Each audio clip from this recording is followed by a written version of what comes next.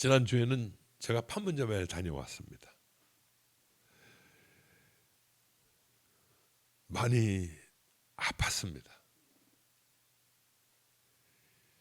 왜냐하면 그야말로 3, 4년 전에 우리는 굉장히 많이 좋은 환경에서 북쪽 친구들을 만날 수가 있었습니다.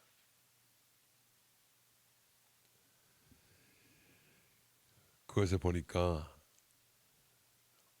문 대통령께서 김정은 위원장하고 같이 남은 심은 나무도 볼 수 있었고, 또 다정하게 이야기를 나눴던 파란 나무다리도 볼 수가 있었습니다. 조그만 시멘트 턱을 왔다 갔다 하면서 악수를 나누던 것도 볼 수 있었습니다. 그러나 지금은 어떤 것도 볼 수가 없었습니다. 그저 조금 다행스럽다고 생각한 것은 거기서 근무하는 사람들이 모두가 다 무장을 해제했다는 것입니다.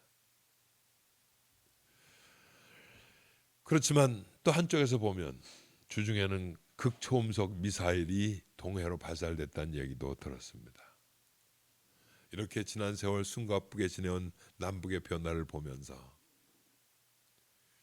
우리는 과연 남과 북을 위해서 무엇을 해야 하는지를 다시 한번 살펴보게 되었습니다.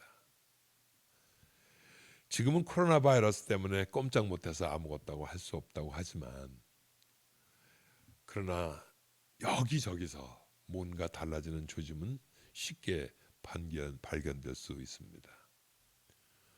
또 한편에선 더 이상 어쩔 도리가 없다는 말도 여기저기서 듣게 되죠. 많은 사람들은 걱정을 합니다. 북조선은 도저히 믿을 수가 없다고. 맞습니다. 하지만 믿을 수가 없어도 우리가 살 길은 그들을 살려내야 한다는 겁니다.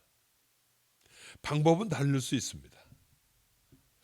하지만 분명한 것은 저기 북쪽에 있는 친구들이 제대로 살아야 우리도 제대로 살 수 있다는 겁니다.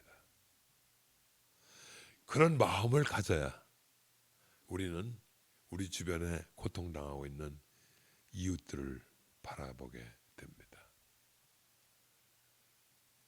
지금 여러분들이 바라보고 있는 저 마스크 쓰고 있는 북쪽의 동포들, 얼마나 하고 싶은 말이 많겠습니까?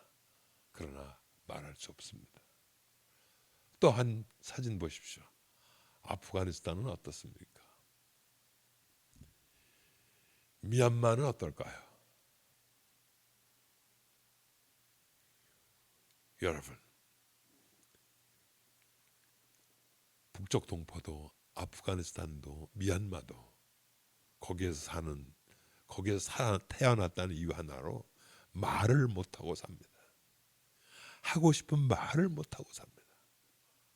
우리 여러분들 충분히 지난 세월 동안 경험해 보셔서 알지 않습니까?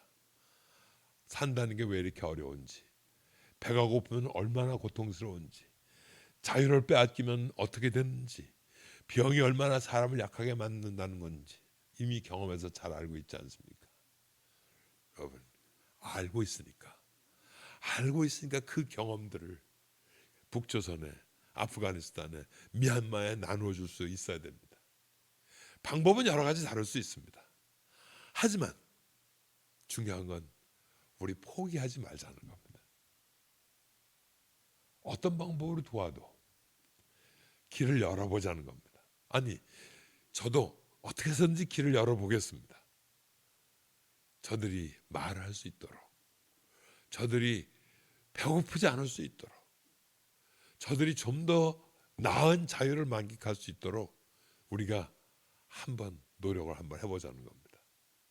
좋은 친구 여러분, 2022년 우리가 그들을 위해 무슨 일이든지 한번 해보자, 이렇게 한번 해보지 않으시겠습니까?